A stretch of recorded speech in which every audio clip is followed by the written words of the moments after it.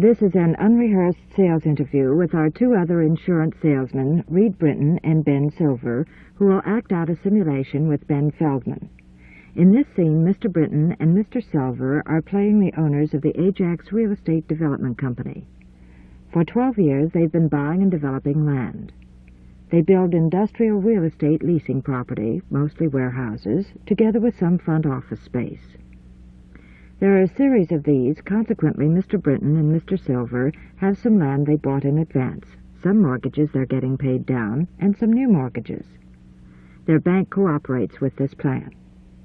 Their net assets, if split down the middle, would be approximately $2 million each. Other than their home, personal life insurance, and a few small investments, everything is tied up in the Ajax Real Estate Development Company. Recently, they received a letter from Mr. Ben Feldman stating that he had an idea. They have an appointment with him today. They're greeting him now. How do you do, Mr. Feldman? How do you do, Mr. Britton? How do you do, Mr. Silver? Nice to meet you people. Nice to know you. I appreciate your courtesy. I'll try not to waste your time. I know you've been very successful. I've seen your advertisements from time to time in the buildings you're building, and you're adding a great deal to the wealth of the community and creating employment for people in the community. And yet, you know, you're running hard, you're making money, but you're locking it up. It's very tight. I imagine from time to time you find it necessary to go down and borrow money. And what I'm trying to say to you is, you've always got something going, something pending, haven't you? Oh, yes.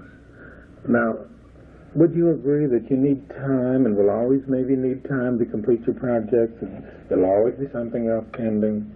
What do you mean by time? When you build a project, it probably takes, well, may I just ask you, how long does it take to build the sort of a venture you're building down on 3rd Street, the big shopping center? How long does it take from the beginning to the time, that is, the tenants are in? Well, from the time we present this to the architects until we get it built, takes pretty close to 2.5 years. 2.5 years. Boy, that's a long time. In the beginning, while you're building, I suppose you probably have access to money, maybe construction money that you go down and you get. We get our construction money once we get a commitment from the bank, once we get a certain number of leases signed, and once we get all of our architectural and engineering plans complete. Then we start making draws against our construction money. I see. May I ask, sometimes in the company I find two very successful men, but one's an inside man, one's an outside man. Is that the way you gentlemen operate? Yes. One is out making sure that the wheels go around and go around properly. One is inside making sure that the T's are crossed and the I's are dotted and so on and so forth. So you're very important to one another, aren't you? Yes, actually that's Reed's job. He's the one that dots the I's and makes certain that all the legal and difficult technicalities are taken care of. If I were to ask you to give me $500,000 now in cash, would it bother you? Pardon me for laughing, Mr. Feldman. Cash is something that we really very rarely have. We put our money to work constantly, and all we would get with cash would be just regular bank interest, and we can turn that over many, many times in our developments. Well, you know, something happened to your associate, Mr. Britton. His wife, and she won't be his wife, she'll be his widow, could very well come to you and say, look, Internal Revenue is asking me for not $500,000, but possibly $750,000, and they want the money. And where am I going to get it?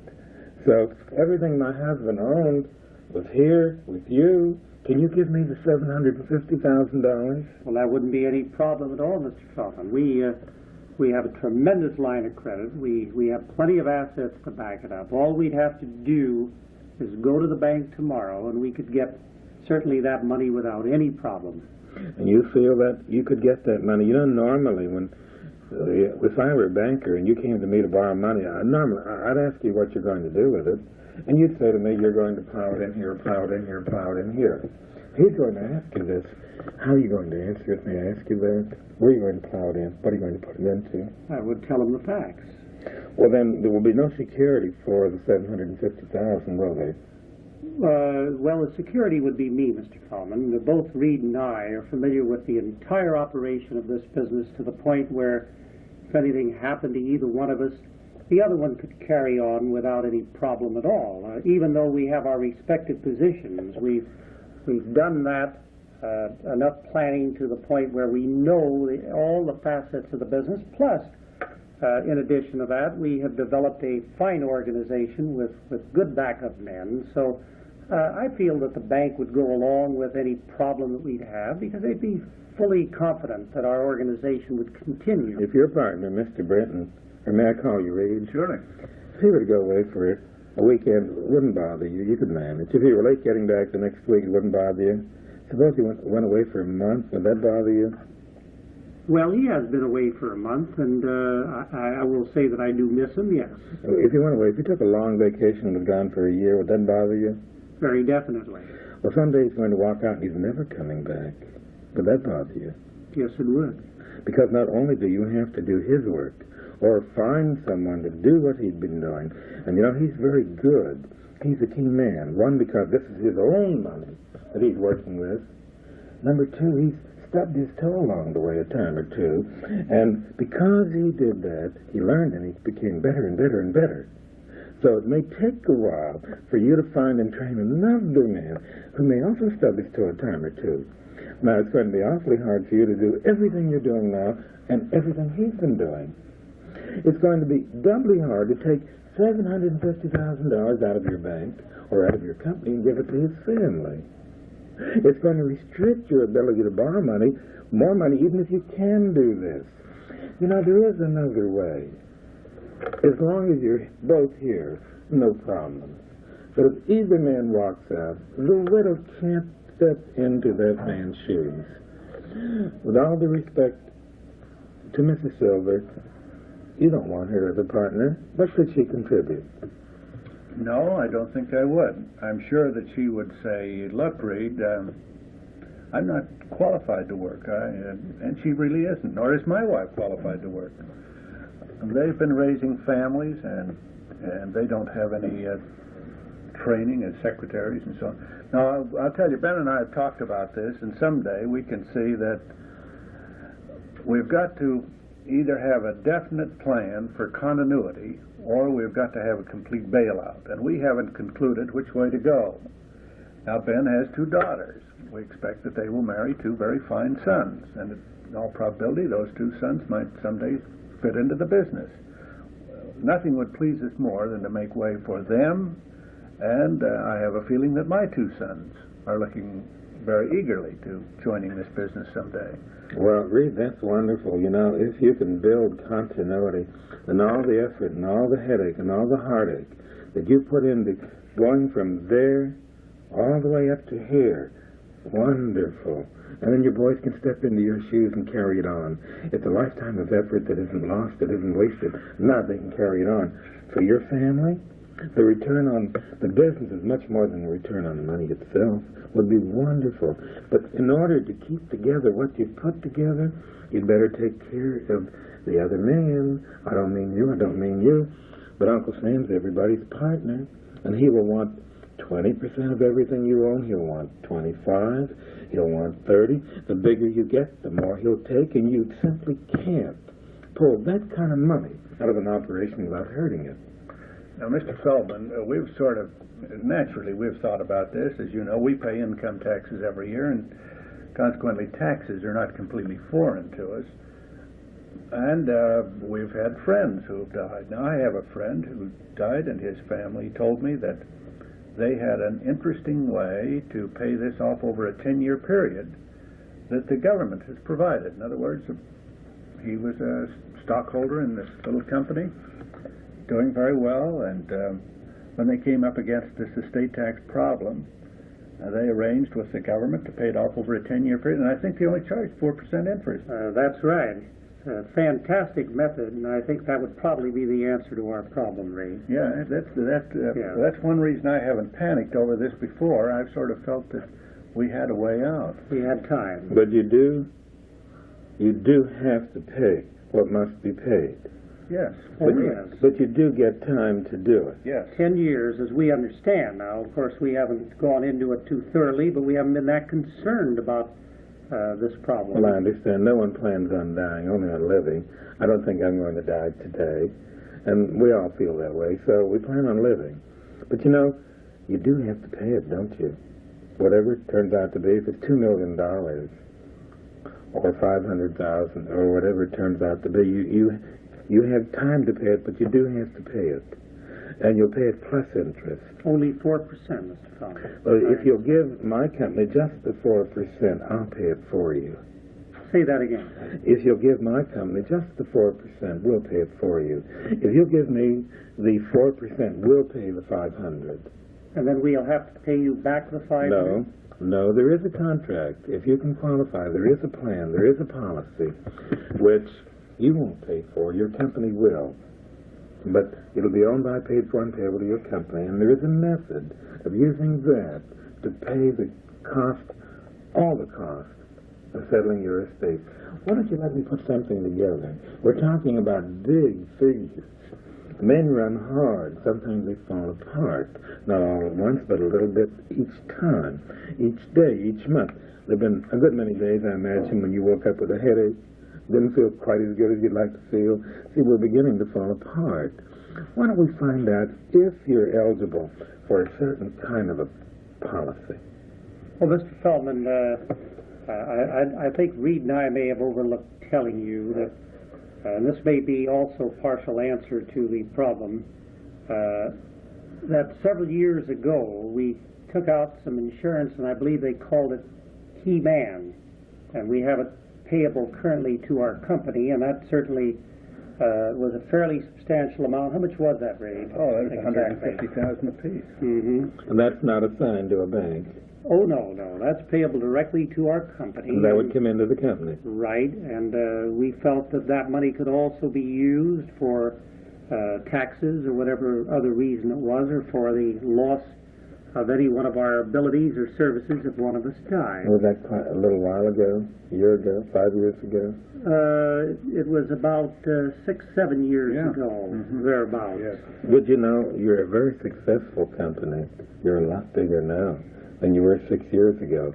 Furthermore, that was Keyman Insurance, and I realize it comes in, can be used however you choose to use it.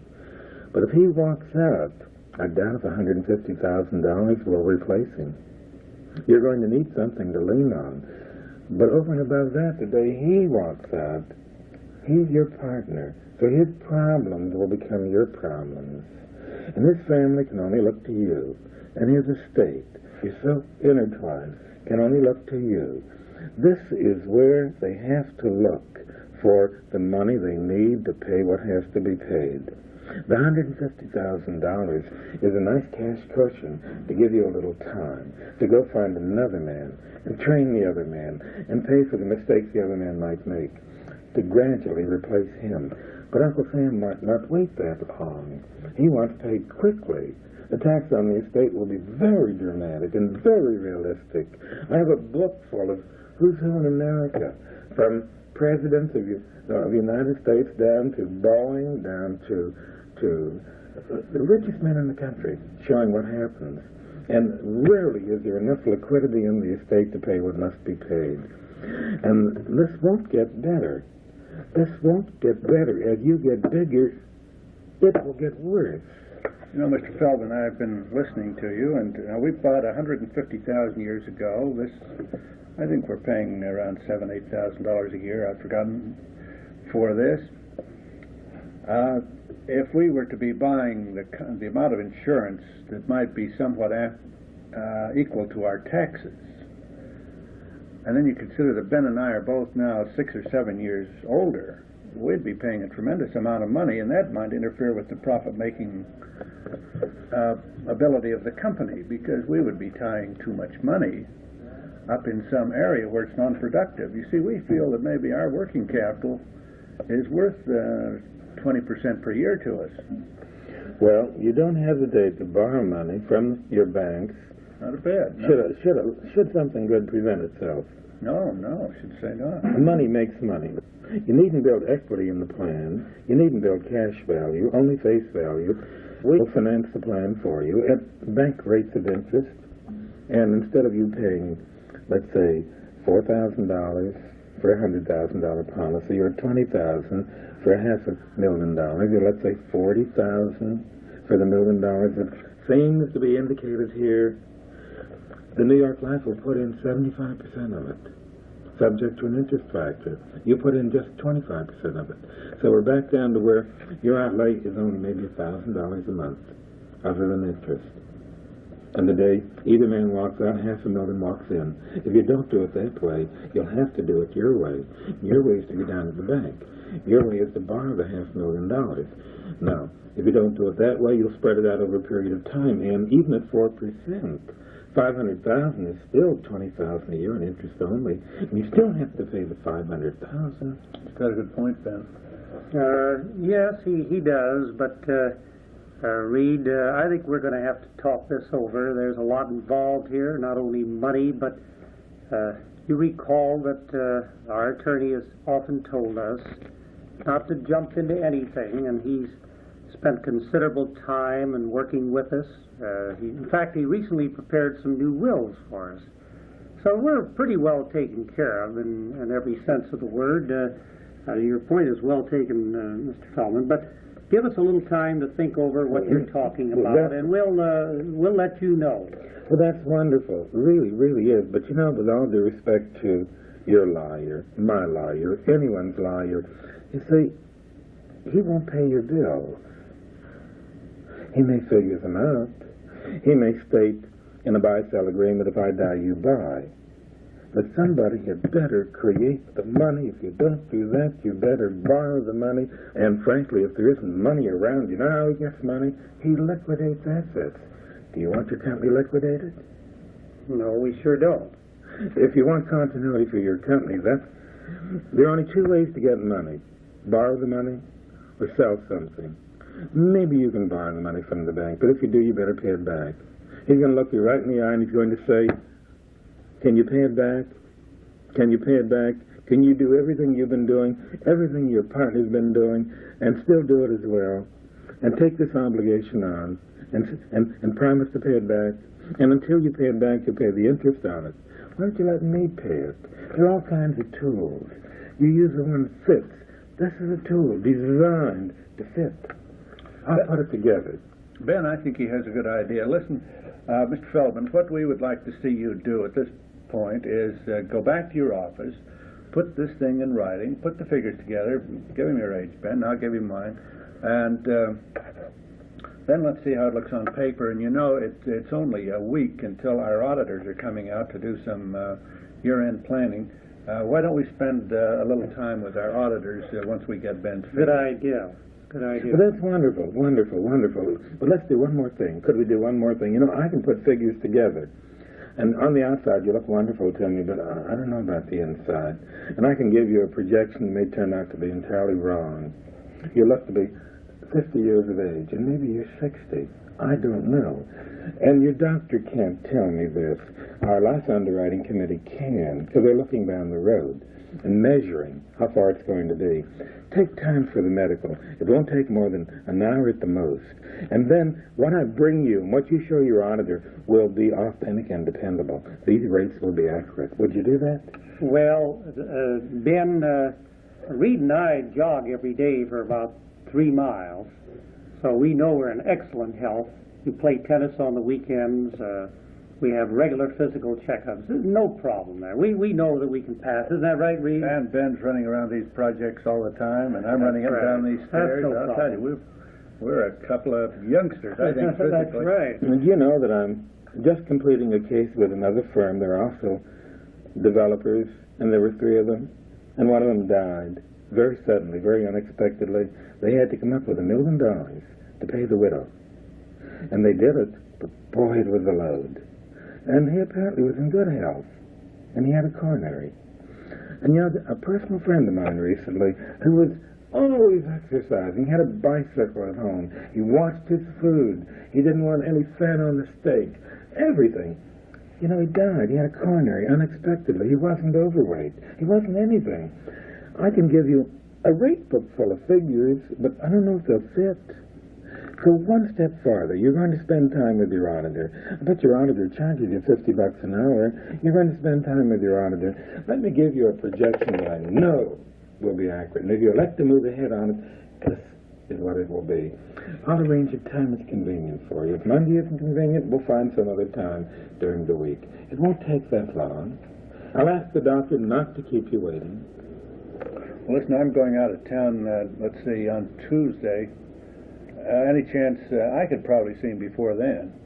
How about you, Ben? Well, I just want to be sure of one thing. Now, we don't want to be under any obligation. Let's make that perfectly clear, Mr. Feldman. No obligation. If I can give you something you feel after study will do something for you, then we'll have a premise to work on.